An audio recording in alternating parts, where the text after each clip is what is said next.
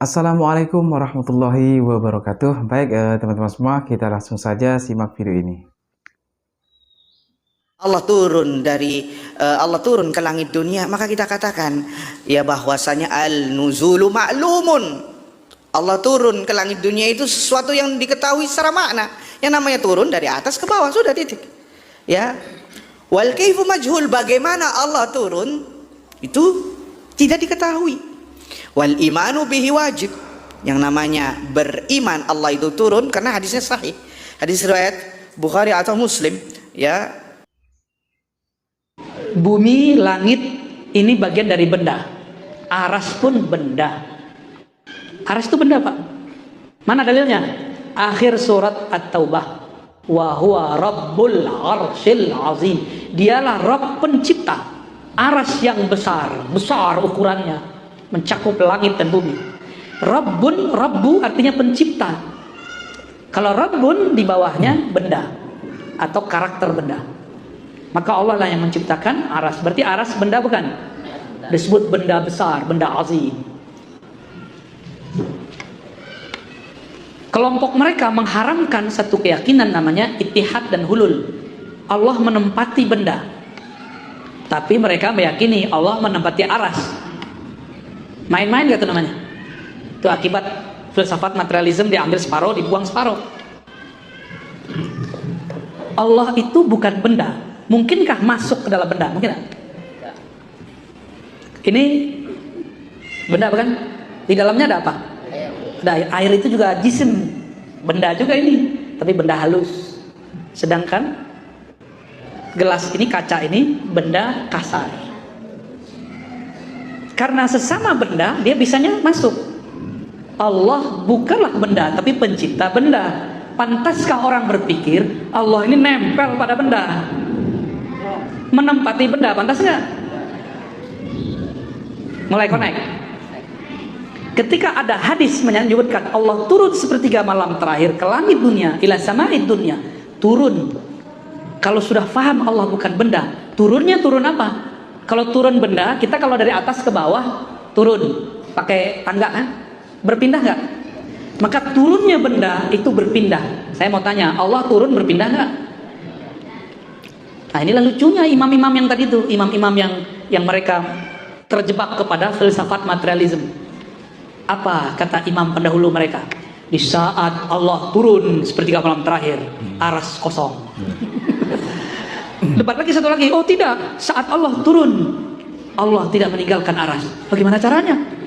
Berarti ada dua wujud, ada satu wujud di dua tempat. Gawat gak? Antum ada di dua tempat di waktu yang bersamaan. Masuk akal gak? Afala taqilun. Apakah kamu tidak pakai akal yang sehat? Berdebat, dikira ini debat fikih kali ya. Ini bukan bab fikih, nggak boleh khilafiyah di bab ini. Tapi mereka meletakkan perkara akidah di bab fikih. Maka mereka sedang mempermainkan Allah Subhanahu wa taala dengan pemahaman yang rendah itu.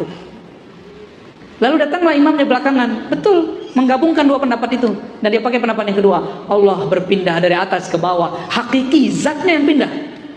Tuh, lebih parah lagi ada kalimat zatnya. Zatnya Allah pindah dari aras ke langit dunia tanpa mengosongkan aras. Ambigu nggak? Jadi ambigu. Ternyata mazhab dia filsafat ambiguism. Apa itu? Dia ngomong Allah itu bukan jisim, tapi Allah itu tidak disebut jisim, juga tidak disebut tidak jisim. Pusing nggak tuh? Anda ulangin. Allah bukanlah jisim, tapi juga bukan tidak jisim. Tuh, maksudnya apa? Tidak jisim, tapi juga bukan tidak jisim. Maksudnya apa tuh? Berarti Allah ini sosok yang lain. Jadi ternyata ini imam namanya Ibnu Taimiyah mentok dia. Allah jisim. Kalau jisim pindah-pindah. Tapi kan kalau Allah pindah aras sama siapa? Kalau berpindah dia jisim kosong. Oh, berarti Allah itu bukanlah jisim, tapi juga bukan tidak jisim. Digabunglah itu. Namanya jam'u bainal mutataddain, menggabungkan dua hal yang kontradiksi. Itu adalah puncak kekacauan filsafat. Berarti dia berfilsafat ya? Itulah yang tidak akidah yang antum selama ini galaukan. Masih mau ikut akidah begitu? Akidah yang mengambil filsafat materialisme tapi membatalkan materialisme. buat lagi jisim tapi bukan jisim. Nggak disebut jisim tapi juga tidak disebut tidak jisim. Kacau itu ya. Itu kitabnya sendiri, nggak sanggup dibaca oleh pengikutnya. Judul kitabnya, nanti antum cari ya kalau berani. Dar'u ta'arud bainal aqli wan naql. Menolak kontradiksi akal dan nakal. Apapun kata ayat, akal harus ikut akal-akalan dia. Jadi dia buat definisi akal sendiri, dia buat definisi dalil sendiri. Itu kitab kalau cetakan termurah 5 jilid. Ada teman saya punya 9 jilid. Kita ceklah pengikut dia sekarang, apa komentarnya terhadap kitab itu. Kata mereka, jangan baca kitab ini. Jadi mereka sendiri takut baca kitab itu. Takut blank, takut tambah kacau. Jadi teman-teman yang melakukan Allah, akidah yang meyakini Allah bertempat itu akidah filsafat. Tapi yang dituduh filsafat kan saya. Loh, saya mempelajari filsafat untuk mengetahui mana yang baik, mana yang buruk, supaya saya nggak salah ambil. Loh, ada orang mengharapkan filsafat tapi dia tidak tahu filsafat itu apa. Akhirnya banyaklah anak-anak mahasiswa yang baru hijrah, dia sehari-hari belajar filsafat. Lalu diharamkan ustadz yang mengerti filsafat. Ada yang jurusan fisika nggak sini? Jurusan kimia? Matematika? Ada yang dulu waktu sekolah belajar matematika? Tuh. Belajar kimia? Belajar fisika? Bedakan. Fisika murni, matematika murni itu filsafat. Terus antum mengharamkan. Jangan-jangan gajinya dari situ kerjaannya. Ya, mikir-mikir dulu kalau mau mengharamkan sesuatu. Jangan-jangan itu makanan kita harian. Ya. Oh, itu bukan filsafat. Kamu yang nggak ngerti filsafat itu apa, ya? Jadi, akidah yang meyakini Allah bertempat di suatu arah yang tinggi, dengan zatnya dia turun ke langit dunia, itu akidah yang tidak pernah diajarkan Rasulullah Sallallahu Alaihi Wasallam. Cukup katakan dia istawa, jangan tambahkan maknanya. Cukup katakan nuzul, karena Allah bukan benda, maka turunnya bukan bawah. Cukup katakan istawa, jangan katakan dengan zatnya. Istawa bermakna duduk. Jika Allah bukan benda, maka istawanya bukan duduk. Jadi kesimpulan kajian kita siang ini, cukup katakan Allah laisa kamitslihi syai'. Selesai. Kalau benda istawa duduk. Ada ayat wajaa rabbuka wal malaku saffan saffa. Allah dan malaikat datang bersaf-saf. Datang berpindah enggak? Ini tadi antum datang dari rumah ke sini, berpindah tempat enggak? Sekarang ada kita enggak di rumah? Beneran? Waras. Kalau ada orang bilang, saya datang ke sini, tapi kamu kalau pulang pasti ada saya juga. Itu orang kita curigai enggak? Kecuali dalam bab karomat sufia, itu ada babnya. Tapi itu bukan bab jisim. Itu bab cahaya. Cahaya mantul-mantul bisa kelihatan di mana-mana. Orangnya di sini, tapi dalam handphone kelihatan gitu. Itu bab karomat para wali. Mereka punya smartphone alam semesta. Ya, punya proyektor alam semesta. Maka bisa dilihat di mana-mana. Itulah Rasulullah. Orang ucapin salam, Nabi jawab dimanapun itu. Itulah proyektor Nur Muhammad Sallallahu Alaihi Wasallam. Jadi ngaji tasawuf ya. Kita ngaji yang panas-panas aja dulu. Oke. Karena Allah bukan benda. Apapun sebutan di Quran mengenai karakter benda, datang, turun, bersemayam, semuanya kita katakan dia bukan benda kok. Berarti artinya tidak pemahaman seperti yang kamu bayangkan. Apapun yang kamu bayangkan, Allah tidak seperti itu. Karena dia bukanlah benda. Kalau nggak benda bisa dibayangkan nggak? Dalam ilmu neurologi, ilmu psikologi, otak ini nggak bisa berpikir atau memikirkan sesuatu yang tidak pernah dia lihat. Oke, yang bisa dilihat oleh mata, bisa didengar oleh telinga, yang bisa difikirkan oleh otak, itu bendanya harus jelas. Kalau enggak, angkanya harus jelas, maknanya harus ada. Ini enggak ada.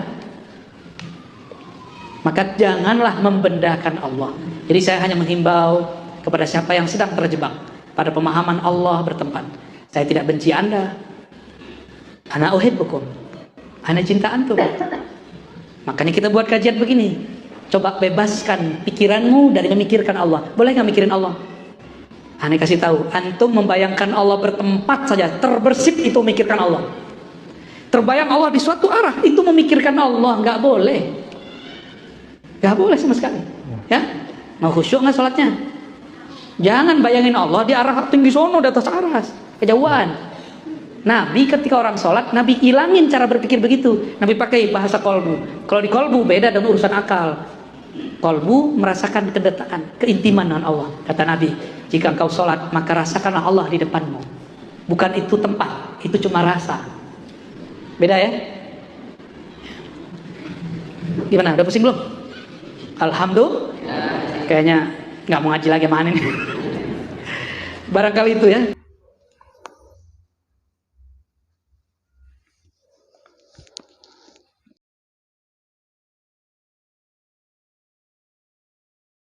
Baik, teman-teman semua, kita sudah bersama-sama menyimak sebuah penjelasan yaitu tentang Allah turun. Nah, kan tadi kita melihat di awal video itu ada salah seorang ustadz yang mengatakan bahwa Allah itu turun. Ya, kalau turun ya maknanya Allah itu turun, teman-teman ya. Dan kita wajib untuk mengimaninya. Ya, karena pemahaman dia itu seperti itu, teman-teman ya. Ya, kita tahu sendirilah, teman-teman ya. Pemahaman Salafi Wahabi ini jauh berbeda dengan pemahaman ulama Ahlussunnah wal Jamaah, teman-teman ya. Dan mereka mengatakan Allah itu turun di sepertiga malam. Yang maksudnya mereka itu adalah Allah itu memang, kalau saya memahami bahwa pemahaman mereka ini ketika Allah turun itu memang benar-benar Allah itu turun. Nah, jadi seperti itu, teman-teman ya. Yang artinya ketika Allah turun, aras kosong. Nah, jadi kan memang pemahaman mereka ini berarti memang memaknai bahwa Allah itu memang turun. Nah, dan dia juga mengatakan bahwa hadisnya sahih. Nah, teman-teman, setelah kita juga tadi menyimak penjelasan dari Buya Ar-Razi Hashim, yaitu mengenai tentang Allah itu turun. Nah, dan Buya Ar-Razi juga menjelaskan bahwa mereka ini apa ya? Kalau kita simak tadi, teman-teman, ataupun kalau kita mungkin kita juga teman-teman juga sering mendengar bahwa mereka itu ya ustaz-ustaz Salafi Wahabi, teman-teman ya, yang mengatakan bahwa Allah itu bertempat, yaitu di aras. Dan kita juga tadi Buya Razi juga mengatakan bahwa jangan memaknai bahwa Allah itu benda ataupun bertempat, teman-teman ya. Dan itu akidah yang tidak diajarkan oleh Rasulullah. Seperti yang Buya Razi Hashim tadi sampaikan, bahwa mereka juga bingung, teman-teman ya. Mereka mengatakan, imam mereka mengatakan Allah itu jisim, artinya bertempat, dan Allah juga bukan tidak jisim. Nah, itu kan seperti Allah turun di sepertiga malam, aras kosong. Nah, jadi pemahaman mereka ini tadi Buya Razi Hashim mengatakan ambigu, teman-teman ya. Nah, jadi mungkin teman-teman juga sudah banyak yang tahu seperti apa sih pemahaman Salafi Wahabi ini. Ya, mereka mengatakan kelompok mereka itu Salafi. Namun ya kita padahal sebenarnya Wahabi, teman-teman ya. Jadi yang berbeda jauh pemahaman mereka dengan pemahaman ulama-ulama kita, yaitu ulama Ahlussunnah wal Jamaah.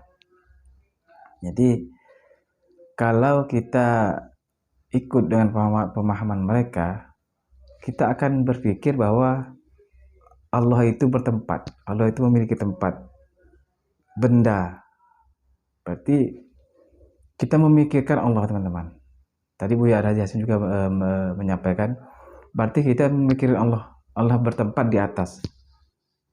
Nah, kan kalau kita pikir secara akal, teman-teman, Kalau Allah bertempat, kan ya sama seperti kita juga teman-teman. Gimana teman-teman bisa memahami enggak? Kalau teman-teman coba teman-teman pikirkan lagi. Teman-teman cari ustaz-ustaz Salafi Wahabi itu yang membahas tentang Allah itu bertempat. Mungkin teman-teman akan berpikir sama seperti saya, sama seperti yang saya pikirkan teman-teman ya. Nah, jadi seperti itu teman-teman. Jadi mungkin bagi saya yang awam masih awam ini, mungkin benar seperti yang Buya Arazi Hasim sampaikan tadi, katakan tadi bahwa cukup jangan kita bayangkan Allah itu bertempat. Jangan teman-teman ya. Kalau kita mengatakan bahwa Allah itu bertempat, bahwa kita itu benar-benar memikirkan Allah teman-teman, dan itu tidak boleh teman-teman ya. Nah, jadi seperti itulah yang dari apa yang saya simak tadi teman-teman. Nah, jadi mudah-mudahan dengan adanya video ini bisa membuka pemahaman mungkin yang selama ini teman-teman bingung dengan permasalahan yang seperti ini teman-teman ya. Nah, baik teman-teman, mungkin hanya ini yang dapat saya sampaikan berdasarkan apa yang saya simak tadi teman-teman ya. Meskipun tidak banyak, mudah-mudahan bisa bermanfaat. Mohon maaf apabila ada kesalahan yang saya sampaikan, mohon dimaafkan yang sebesar-besarnya karena saya ingin berusaha untuk menyampaikan.